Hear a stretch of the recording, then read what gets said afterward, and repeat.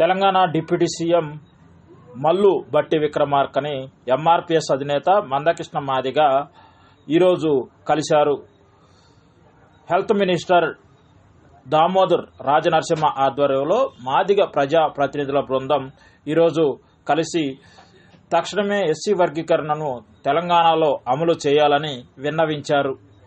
ఈ కార్యక్రమంలో మాజీ మంత్రి మోత్కుపల్లి నరసింహులు, ప్రభుత్వ చీఫ్ విప్ అడ్లూరి లక్ష్మణ్, కాలే యాదయ్య, ఎమ్మెల్యేలు వేముల వీరేశం, కవంపల్లి సత్యనారాయణ, తోట సత్యనారాయణ, ఎంఆర్పీఎస్ రాష్ట్ర అధ్యక్షుడు గోవింద్ నరేష్ మాదిగలతో పాటు పలువురు కాంగ్రెస్ నేతలు, ప్రొఫెసర్లు పాల్గొన్నారు. తెలంగాణలో నోటిఫికేషన్లు అదేవిధంగా విద్యా సంవత్సరం ప్రారంభం అవుతున్న నేపథ్యంలో తక్షణమే వర్గీకరణను అమలు చేయాలని డిప్యూటీ సీఎంకు విజ్ఞప్తి చేశారు.